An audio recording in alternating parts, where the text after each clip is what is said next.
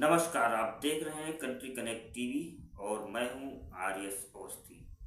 उत्तर प्रदेश की राजनीति इन दिनों पीडीए के नारे से निकलकर सीधे ब्राह्मण समीकरण पर आ टिकी है। 2027 के विधानसभा चुनाव में अभी वक्त है, लेकिन सियासी विचार अभी से बिछनी शुरू हो गई है।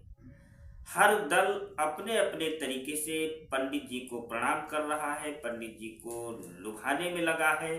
कहीं ब्राह्मण बटुकों का सम्मान हो रहा है तो कहीं परशुराम जयंती पर अवकाश की मांग उठाई जा रही है, तो कहीं 10,000 ब्राह्मणों के महासम्मेलन की तैयारी हो रही है। आखिर यूपी की राजनीति 80-20 से होते हुए 13% ब्राह्मण वोटर्स पर क्यों आकर टिक गई है, आज इसी पर हम करेंगे बात। तो उत्तर प्रदेश में ब्राह्मण वोटर्स की हिस्सेदारी लगभग 12 से 13% मानी जाती है। इतिहास गवाह है कि जब जब ब्राह्मण वोट एकजुट हुआ, सत्ता का रास्ता आसान हुआ है। 2007 में मायावती ने सोशल इंजीनियरिंग के जरिए ब्राह्मण दलित समीकरण बनाया और पूर्ण बहुमत की सरकार बनाई। अब एक बार फिर वही सोशल इंजीनियरिंग की चर्चा तेज है। बसपा एक बार फिर से ब्राह्मण वोटर्स को साधने की कोशिशों में जुटी है। दिसंबर 2025 में बीजेपी के ब्राह्मण विधायकों की बैठक के बाद सियासी हलचल बढ़ी। माघ मेले में संतों के कथित अपमान, यूजीसी के नए नियमों और कुछ विवादित मामलों के बाद ब्राह्मण समुदाय की नाराजगी की चर्चा होने लगी। ऐसे में बीजेपी डैमेज कंट्रोल मोड में दिखाई दे रही है। ब्राह्मण सम्मेलनों और संवाद कार्यक्रमों के जरिए संदेश देने की कोशिश हो रही है कि हर पार्टी हर वर्ग के साथ है। समाजवादी पार्टी ने बड़ा सियासी दांव चलते हुए परशुराम जयंती वाली यानी 19 अप्रैल को सरकारी छुट्टी घोषित करने की मांग कर दी है। वहीं ओम प्रकाश राजभर 22 फरवरी को सामाजिक समरसता महारैली में 10,000 ब्राह्मणों को जोड़ने का दावा कर रहे हैं। राजभर की रणनीति साफ है, पूर्वांचल में नई सियासी खिचड़ी पकाकर 2027 से पहले समीकरण बदलना। क्या पिछड़ा ब्राह्मण गठजोड़ नया गेम चेंजर बनेगा?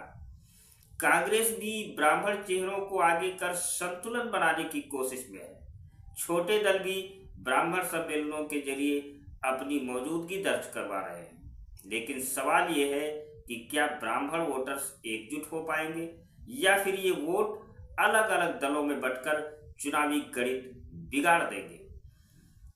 क्या ब्राह्मण वोटर्स 2027 के चुनाव में किंग मेकर बनेंगे?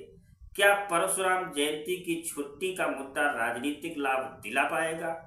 क्या सोशल इंजीनियरिंग का फार्मूला फिर से काम करेगा? और क्या बीजेपी जो जिस तरह का डैमेज कंट्रोल करने में जुटी है वो असरदार साबित होगा और राजभर का ब्राह्मण सम्मेलन रणनीति है या फिर प्रतीकात्मक राजनीति?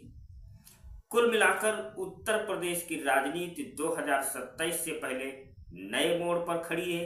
13% ब्राह्मण वोटर्स को सारे के सारे दल लुभाने में लगे हैं, लेकिन ये कोई बताने को तैयार नहीं है कि वो ब्राह्मणों के उत्थान के लिए, ब्राह्मणों के सम्मान के लिए और ब्राह्मणों के उज्जवल भविष्य के लिए करेंगे क्या। ये कोई बताने को तैयार नहीं है। बस हर कोई सोशल इंजीनियरिंग में जुटा है और उन्हें अपने साथ जोड़कर सत्ता का सुख पाना चाहता है।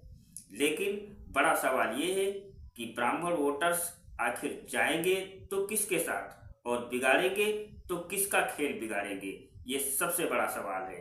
क्या पंडित जी 2027 की रेस में फेस बनेंगे? क्या परशुराम का नाम किसी की नैया पार लगाएगा? ये सवाल आप सबके लिए छोड़े जाते हैं।